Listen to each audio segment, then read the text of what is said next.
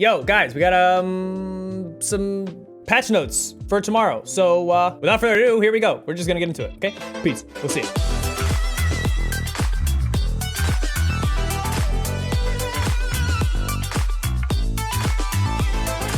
All right, so we've got a few UI changes. Queue timer now counts up instead of down. This is, I think, a hidden timer, which they have talked about a little bit, but not really a whole bunch. And then you've got added main menu notifications for the following actions into the friends menu, which is party invite, new friend via an accepted request, and friend request, which is dope. A little badge pops up in where you are in the lobby. Quests are now visible in game in the tab menu. You don't have to go to the quest tab and hear that giant noise anymore. It's just like, it's there. You can hit tab or whatever you have bound to the tab menu, and it'll be there on the side. Players can now disable controller vibration entirely in the settings menu. Hot. I know that you guys couldn't do that in, I think on console. I think we could already do that on PC, but maybe not. We now have a mercy ruling for Clash. If one team is more than 20 points up on another, the game ends.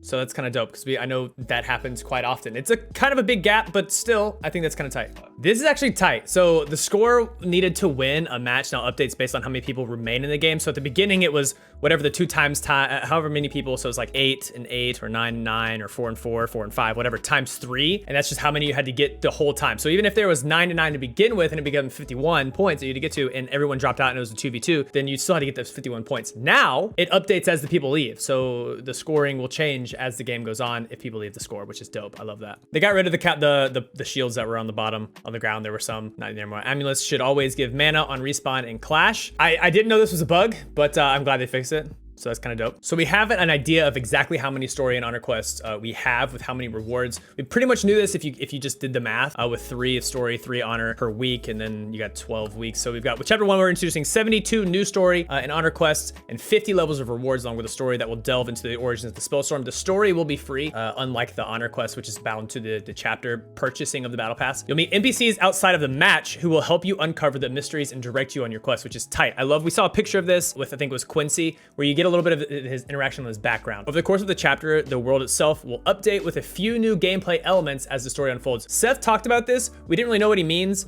Yeah, they talked about how tomorrow we won't really have all the access to all the things that we will have even like 2 weeks from now. Maybe the very end of it's gonna be completely different with certain game mechanics that we will be introduced. The story quests, which will form the core of the story. There are 3 ways to get the chapter pass. So if you can get it for 1,000 gold, you can unlock the chapter pass with a 25% bonus to your chapter reputation. It's important to us that you'll never be forced to pay real money to experience the complete story. So we'll try to always offer an option you can purchase with gold. I love this. So you can earn the gold as you go and get it. There's also the Spellslinger bundle, which includes a chapter pass with a 50% bonus, I would assume, on your XP, a bag of gold, and the steely-eyed Spellslinger outfit. We don't know which outfit that is yet, but it was probably one of the ones that we taught. This is probably the mage or the cowboy. Finally, there's a Warlock bundle, which includes a chapter pass with a 100% XP bonus. I would assume it's XP. We don't really know. A mountain of gold, and the steely-eyed Spellslinger and sinister Warlock skins. So the steely-eyed Spellslinger is definitely the cowboy one. Sinister Warlock is obviously the man, the wizard. And here they are. So we get a picture of it. So yeah, it's gonna be XP right there. So here's the Warlock. Here's the thing. So it comes with the key. You can get just the chapter pass or whatever like there. So we know that the Bogmore has a revamp, but the whole area is called Dead Mouse. So it's been completely redesigned, including a new castle Bogmore, Dead Mouse canals, slums, Dread Curtain, and more. Which I love the names of these. Honestly, it's kind of tight. I just can't wait to see what like it actually feels like on the inside. Sawtooth Mountain has been reworked to be easier to traverse. I love Sawtooth. Sawtooth is one of my favorite places to land, so that's pretty tight. Hopefully it won't, the Stone Shapers can chill out a little bit over there and it'll be easier for us to get around them. New POIs. We talked about this a little bit in the video this morning, actually, about how there's some some castles around the places that are a little bit different. We got Fernfall Garrison, Cloister, Wayfarer's Crossing. Added different sound effects depending on what sort of surface a player is traversing. So I guess new walking sounds, which is tight. I love that. So here's the chapter screen, which you can actually see some of the rewards right here, which is dope as hell. I don't even know what half this stuff is. There's the skin. I don't know what that is. Probably a badge, probably an artifact, fall skin, an emote. I don't know what that is. Maybe a card, but this is what I was talking about. Here's the chapter. So you get to see kind of their background in there as well. So this is actually sick. Arcane rifts were theorized to be tears through time. Others believe them to be echoes of the magical energies, or perhaps they're more constructs of the Spellstorm itself. Tight, tight, tight. I love when they tease this kind of stuff a little bit in their little previews. Daily quests now give gold. So daily quests have been tiered out in terms of rarity and now reward 5 gold, 10 gold, or 20 gold each, depending on what rarity they are. And I think they can all be either level 20s or all level 10s or all level 5s or mixed match, however it is. We'll just have to wait and see. With this, a number of the daily quests have been added, changed, and removed as well. I'm assuming they probably made them more difficult because they are pretty simple right now. It is better. Dissy just said it, so. There you go. All right, so this one is Frostborn as a class and the Frost Gauntlet. So the Frost Gauntlet sorcery, Flash Fees, has had its cooldown reduced to 15 seconds from 20 seconds. I like this because, like, honestly, the Flash Freeze is really not that great of a sorcery. It's just not something that's super fantastic to use. It does a little bit of its job, but I think this 15 seconds instead of 20 seconds will definitely help the class just a little bit more, get their distance freeze. It still has that gap on top, so it's really not going to be that powerful still, but I do like this 5-second change. And going off of what I just said, the walls are going to be significantly higher, which means probably below and up top. So you actually have to truly get above them or truly under them if they have that dome without being on the ground to actually do damage to them, which is huge. So they said it's just higher. So we'll see what that truly looks like. So the walls only go higher, they don't actually go lower. And they just said that it has brand new VFX, so we'll see what that looks like. Okay, so they changed the invulnerability provided by the Tundra skill is now visible on the character. So there's some kind of visual aid to help us see what it's gonna look like.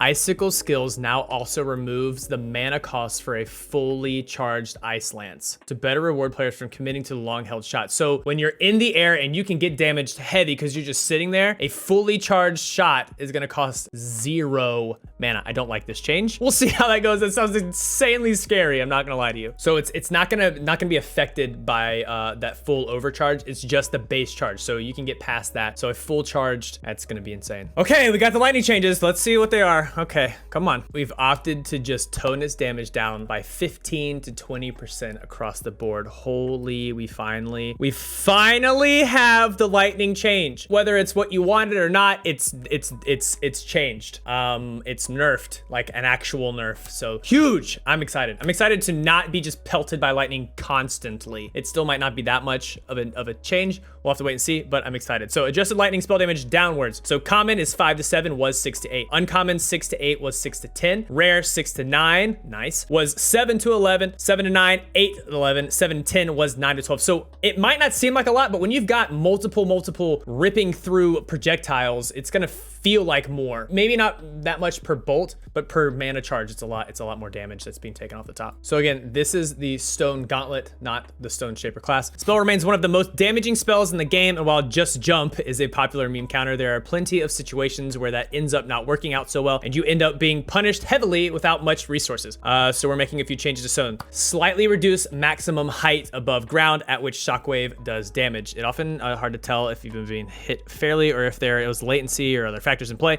but in lowering the height at which it can damage you, it should now be easier to perform to aforementioned jump without getting your feet chunked tight. I was just talking about this morning about how, like, the Stone Gauntlet is one of those gauntlets where it's like it's not predictable. Like you can't really learn how to fight against it if it's not predictable. So now hopefully these changes will help it be that way. So Shockwave now decreases as its damage as range. The reduction starts at 25 meters and ramps down to 50 damage reduction at max distance of 40 meters. So roughly around half, it starts to ramp down to 50 once it hits that tail end, which is huge, This is gonna make the third party stone users feel less powerful, which I'm very into. This is one of the gauntlets that we talked about being a new player destroyer, and I'm glad they're making these changes right as a bunch of new players hopefully will join in the game. There was an issue with this. We knew that there was an issue with Stone Gauntlet acting how they wanted it to intend. Apparently it looks like they fixed it. The Shockwave traveling up and down slopes would sometimes hit players too high above the ground. They fixed that, thankfully. This is like Stone is gonna feel completely different hopefully, and not be such an issue for the entire player base, even newer players. Newer players and as far as veteran players as well. So this is dope. I love this. So we've got pyro changes. This is my boy. Let's see. Hopefully they take Combust down. We'll see. I mean, we know that there's 6 new conflagration balls before we get into this. So they're not 6 new, but additional 2. Now it's 6 instead of 4. So we'll see what they say. Increased damage fall off of Combust AoE, thankfully. So it doesn't look like they've actually changed the AoE size. It's just the damage fall off probably hits harder as you go. Combust often felt like you could miss your shots completely. You could do basically the exact same damage. I play many times where I've just done like Combust games and been totally fine. So we knew this was coming. Conflag now spits out 6 smaller fireballs instead of 4. I'm not a fan of this because I don't like Conflag anyways, mainly because I hit my fireballs. So maybe if we complain about that, we'll get what we need. So they don't actually do direct damage, which is tight. So they just ignite instead, which is going to be the 2 ticks of 4 instead of doing actual direct damage, which I kind of like this a lot better. Okay, so they answered this right off the bat. So smaller conversion fireballs no longer block other projectiles, which means you can no longer hit your own fireballs with your fireballs, which does suck in the aspect of, I always tell people to go to the wall and learn how to aim that way, but you can't do that anymore. You can still aim at them, I guess. You don't know if you hit them. This is huge because I did talk about conflag was one of those things that actually hurt you instead of helped you, because you just kind of, it blocks your view and it blocks your shots as you're chasing somebody and then does damage to you. So best and worst scenario, you only do 4 ticks of ignite. You no longer get those huge damage. It won't block you anymore. It'll go straight through. So this is, I actually love this change. So that's tight. Apparently there's a bug with updraft submitted the build. So it's currently giving a reduced boost from what it was in 1.2, which means Tempest, we're sorry. Hopefully they did talk about a patch coming in a week. So this should be in there. But for now, I'm gonna have to suffer through that, which sucks because I'm currently playing Tempest because my Pyro is already at 20. So I'm right there with you and I feel the pain. So scratch that. The server that's coming, the patch is coming this week or next week is only server. So it won't have this Tempest change in there. So we just have to wait for some more beefy changes to come, and it's gonna be a client fix is what they said, I think. Recovery change. We talked about this morning on the video. Recovery talent now recovers 35% of the damage taken instead of 50. Huge. Thank you. Thank you. Thank you. Thank you. Thank you. Thank you. It's been way too dominant for way too long. So this will hopefully open up a little bit more options in your build guides or your builds or whatever. So it won't be like the go-to pick every single time. Set a step rune once again clamps momentum. This I'm not really happy about. I don't really see a problem with it being open like it was. I get it, sure, from a game dev standpoint, but I just want a straight shot dash. I don't want to have to wiggle. I like the movement of how Shadow Step currently is. Honestly, just give me Shadow Step without the shadow part and I will be supremely happy. We finally get the rarity of rune cooldown that we've been talking about for a while. So upgrading to a higher tier rune now correctly instantly lowers the cooldown of the new rune. So chop. Nice, I love it. Reduce lateral movement speed while dropping from portals by 33%. I don't really know why he does. Let me listen to him for a second. So they wanted portal decision to mean more because if you could just, you know, drastically change where you dropped from, it doesn't really make the portals feel important. So I get that, I get that. So this one we've got Tempest and wind changes, so class and singular gauntlet. Okay, so ignited and toxified tornadoes do an additional 4 damage per second to targets inside or near the base instead of just that one time little damage. And the electrified tornadoes now shock players near the base for a much wider area. This is gonna make wind a lot more annoying. Just throwing that out there. Squall now activates immediately. You no longer have to be in the air for 1 second. So that means you can jump up and down. So you just leave the ground, shoot the fireball. You can actually pop shot with frost and get that squall damage, which is, holy hell, that's gonna be terrifying. There's gonna be a lot more damage in this class just based on that. You no longer have to be in the air. You don't really have to put yourself in harm's way all that much to do the damage. You just have to hop around. Which is, I like this change, I think. I'm not really sure how I feel about this. However, with the paired issue with the tornado not really throwing you up in updraft very well, this could make me still be okay to play the class. They removed the sound. There's no longer that sound that we were talking about this morning in the video. There's no longer the sound when you hit the ground on Squall that we don't need. That was so freaking annoying. That let every single player around you for miles let you know that you were there. So thank you. They heard our feedback, thankfully. And there's a damage mod sound that's back in the game, thankfully. So we get no squall sound and we get damage sound.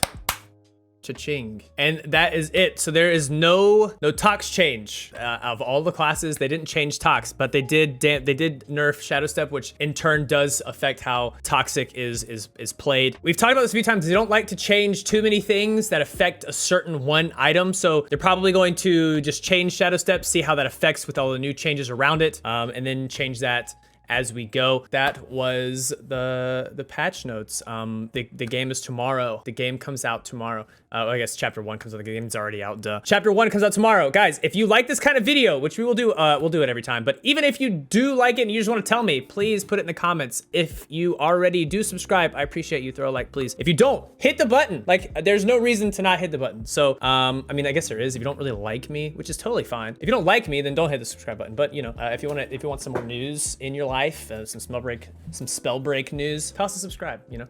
Anyways, guys, games tomorrow. I'll see you on stream, 9 to 9. The next day, 9 to 9. The next day, 9 to 9 Eastern. I love you guys. Peace.